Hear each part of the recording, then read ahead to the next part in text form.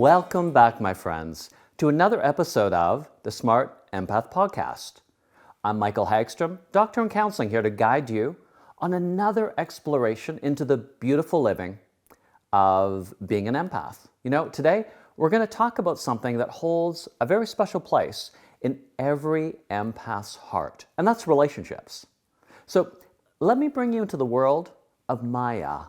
Maya is a vibrant empath with a heart full of warmth, and she's out dating. And on her first date, she's sitting across from Jack, and she feels an undeniable connection. The conversation flows, laughter bubbles up between them spontaneously, and nothing feels forced. Even their eyes sparkle, as if sharing a common language, and soon they are inseparable. And the decision to move in together feels quite natural. Together, they are about to embark on a journey of creating shared dreams full of I love yous.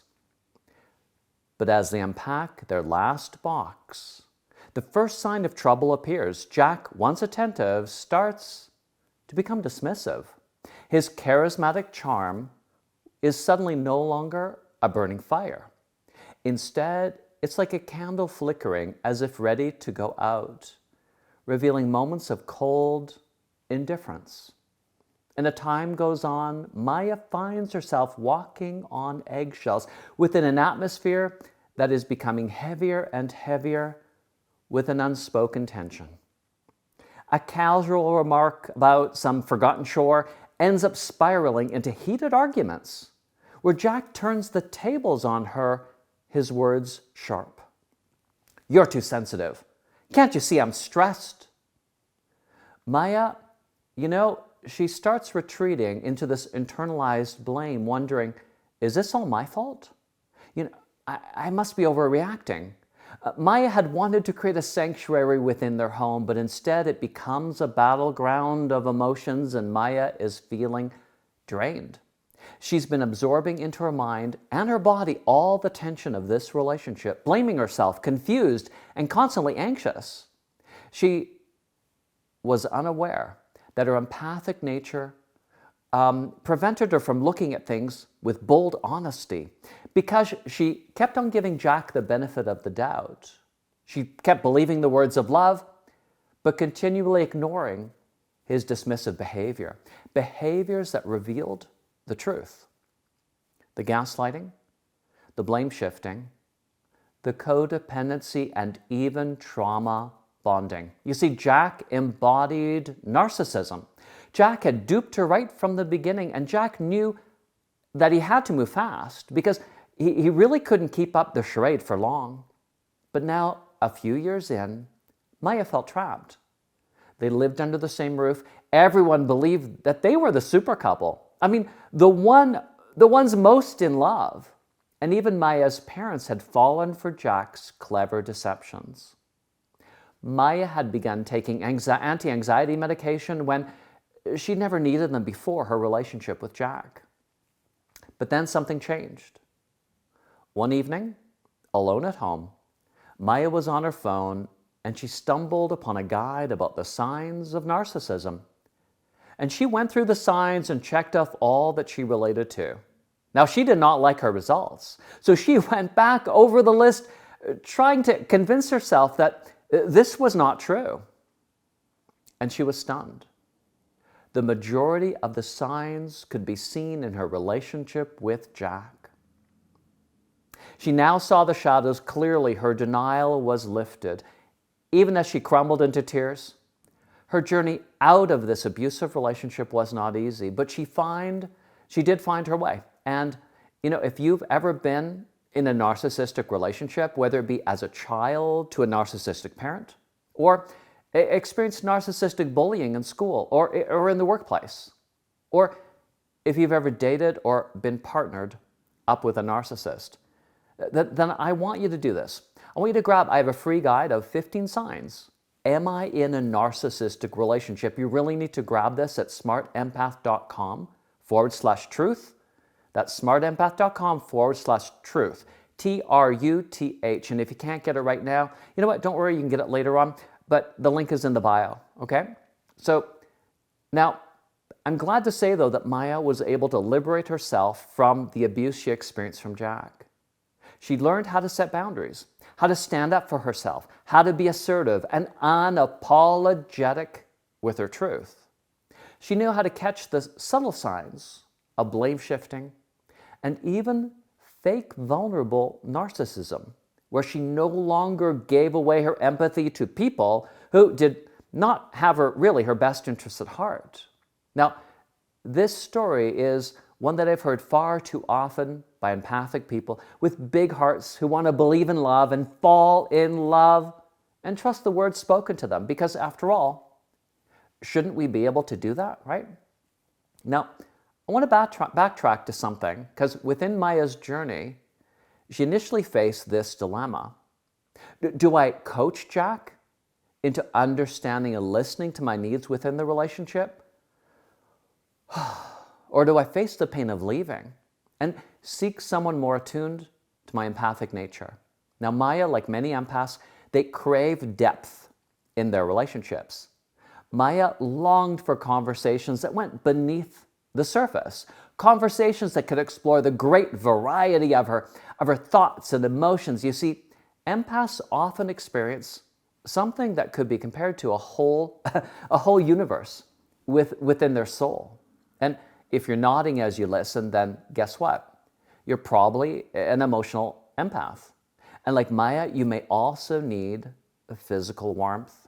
You know, that touch that communicates love and nourishment, a closeness that is reassuring, that affirms this unspoken bond between you and the other person. You see, emotional empaths, like Maya, thrive on genuine connection, on shared vulnerability and openness, where together with another person, you create this space where both of you can lay bare your true selves without fear of judgment.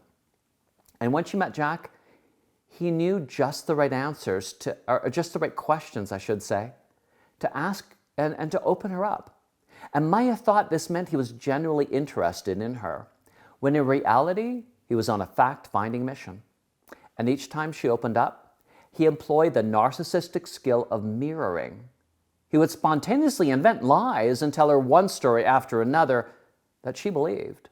Lies that were disguised as truth, as experiences he shared with her, making her feel that they were soulmates.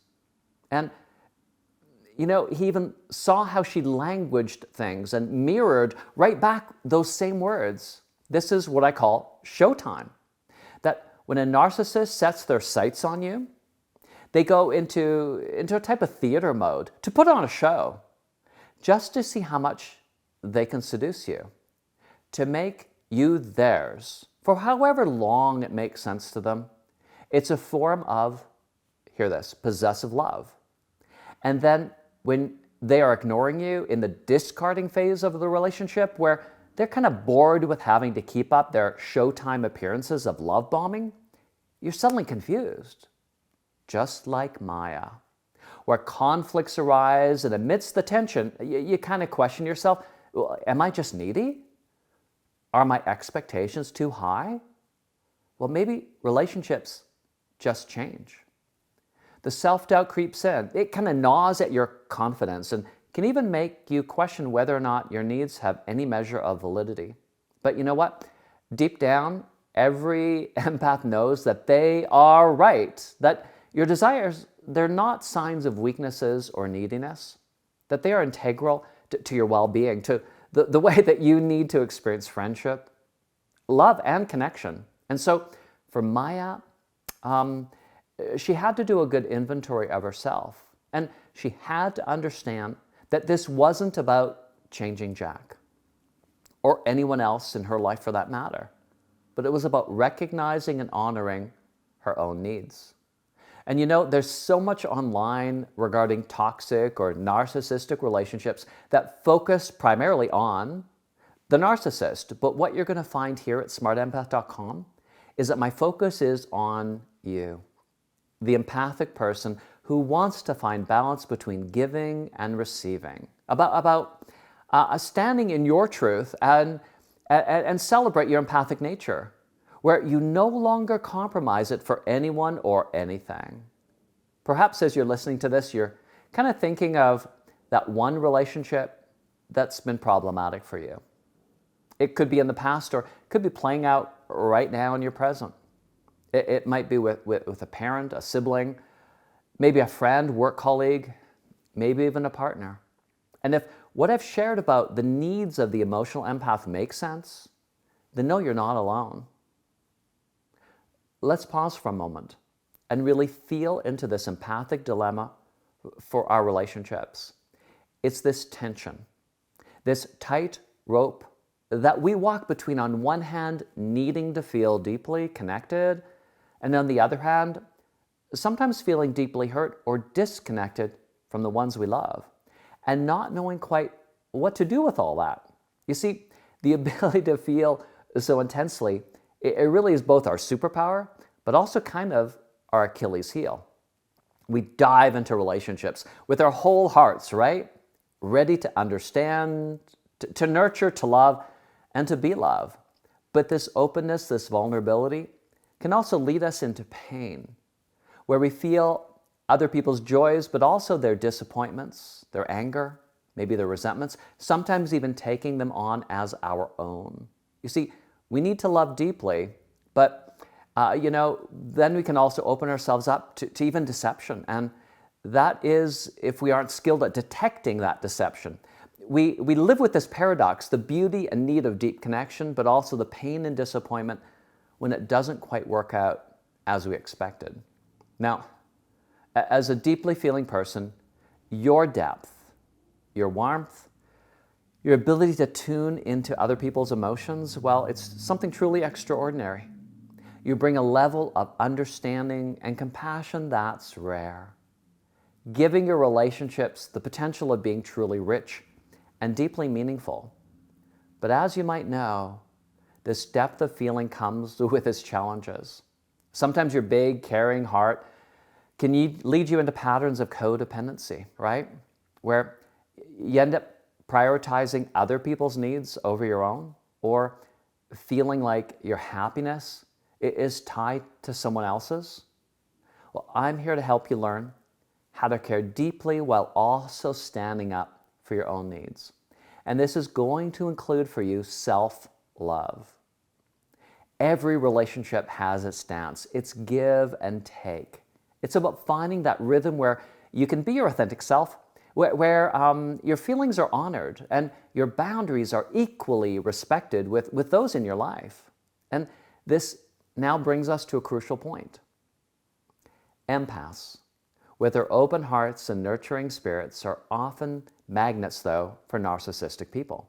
It's like your light attracts their shadows, and it becomes a terrifying whirlwind dance of manipulation, where in this dance you are always kept off balance. That's why it's so important to be informed and to protect your beautiful nature.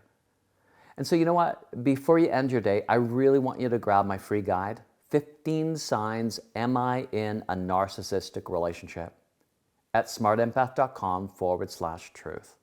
This is going to help you navigate the dance you do in all of your relationships. This is going to help you learn how to trust your intuition and to know the signs and understanding this kind of relationship dynamic, how it can affect you. You see, it's all a step towards safeguarding your loving heart and spirit. So I invite you to grab this guide and empower yourself with knowledge. And let's continue to celebrate the beauty of empathic living while also equipping ourselves with the tools that we need to thrive in all of our relationship. And know this, the depth that you have, your warmth, it's all a gift. Let's cherish it and protect it. And for all of those in your life who are good people, where you experience already this depth of connection you most need, you know what? Spend some time appreciating them. Tell them how much they really mean to you. Because when we have the right people in our life, you know what? Where we're seen for who we are, celebrated with acceptance and understanding, we get to solve this problem of loneliness that so many people, too many people, feel today. So thank you for listening and for joining me on this journey. Remember, you're not in this alone, and together we're going to explore so much more as we continue to grow and thrive together.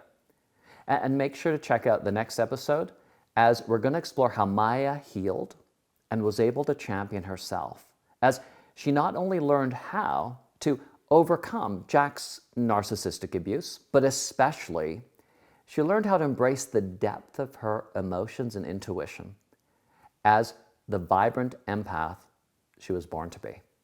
Well, until next time, I'm Dr. Michael Hagstrom.